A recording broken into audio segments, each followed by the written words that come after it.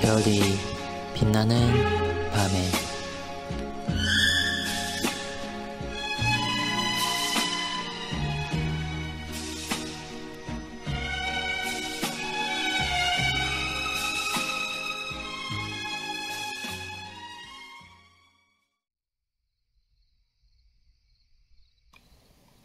(87문) 우리가 부활에 관하여 무엇을 믿어야 합니까?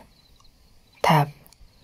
우리는 마지막 날에 의인이나 불의한 자를 불문하고 죽은 자들 모두가 부활할 것을 믿습니다. 그때 살아있는 사람들은 순식간에 변화될 것입니다. 그리고 무덤에 있는 죽은 자들의 몸은 그때 그리스도의 능력으로 일으킴을 받아 그들의 영혼과 다시 연합하여 영원히 있게 될 것입니다.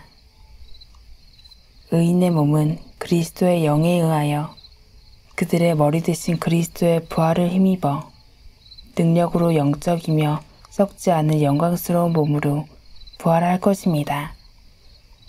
그러나 악인의 몸은 진노하신 심판주 되신 그리스도에 의하여 수치스러운 부활을 맞이하게 될 것입니다. 고린도전서 15장 51절에서 53절. 보라, 내가 너희에게 비밀을 말하노니 우리가 다 잠잘 것이 아니요 마지막 나팔에 순식간에 호련히 다 변화되리니 나팔 소리가 나매 죽은 자들이 썩지 아니할 것으로 다시 살아나고 우리도 변화되리라. 이 썩을 것이 반드시 썩지 아니할 것을 입겠고 이 죽을 것이 죽지 아니함을 입으리로다. 해설입니다. 약속은 아직 이루어지지 않은 어떤 일에 대한 신뢰, 소망을 기반으로 합니다. 만일 신뢰를 바탕으로 하지 않는다면 약속은 맺어질 수 없습니다. 그리고 약속이 맺어지지 않는다면 소망을 가질 수도 없습니다. 신뢰란 무엇일까요? 신뢰란 자기 혼자서 이룰 수 없는 것입니다. 약속이 그렇듯 신뢰 역시 쌍방이 존재합니다. 즉 신뢰의 대상이 있다는 말이며 약속 역시 대상이 전제되어 있습니다. 우리는 구약교회가 기나긴 세월 동안 약속하신 그리스도를 어떻게 기다려왔는지를 배웠습니다.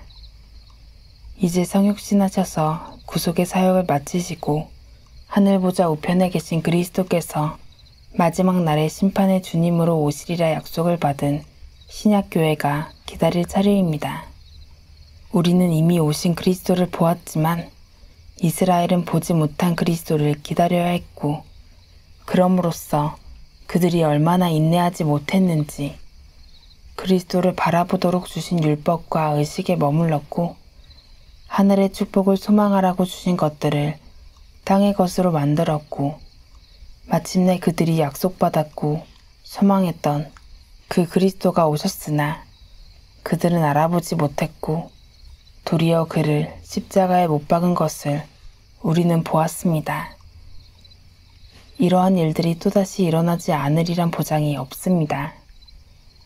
구약교회가 그리스도의 오심을 위해서 따로 해야 할 일이 있었던 것이 아닙니다. 다만 그들은 약속을 주신 하나님을 예배하고 섬기며 그의 율법에 순종하며 살아가는 하루가 그들이 신약을 준비하는 최선이었습니다. 마찬가지로 우리가 그리스도의 두 번째 오심을 위해서 해야 할 특별 과제가 따로 있지 않습니다. 우리에게 주신 약속의 소망을 붙들고 이제는 율법이 아닌 그리스도의 복음의 말씀을 통해 하나님을 예배하고 섬기며 그 뜻에 순종하는 하루를 보낼 수 있다면 그것이 마지막 날을 위한 최선일 뿐입니다. 부활규리는 우리가 그리스도의 두 번째 오시리란 약속에 대한 구체적인 신뢰와 소망의 근거입니다. 만일 그리스도께서 다시 오실 것을 믿노라 하면서도 부활신앙을 갖지 못하거나 아무런 관심이 없다면 그는 그리스도를 알지 못하는 사람입니다. 그리스도를 안다는 것은 그와 영원한 교제의 영광과 연합의 즐거움을 소망한다는 것입니다. 우리는 이스라엘의 실패를 기억해야 합니다.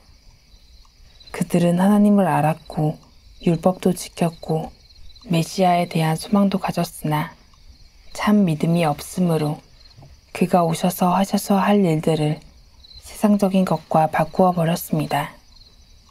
우리 역시 같은 전철을 밟을 수 있습니다. 우리가 받은 약속의 소망은 단지 이 험한 세상을 벗어나는 것이 아니고 이 삶의 고난과 시련과 아픔과 고통에서 해방되는 것도 아닙니다. 장차 그리스도께서 다시 오실 때 우리가 생생하게 부활한 몸, 영광스럽게 된 몸을 입고 그리스도와 영원토록 영광의 교제를 누리게 될 그 날을 소망하는 데 있습니다.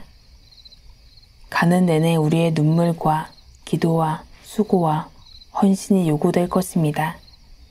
그날은 저절로 옵니다.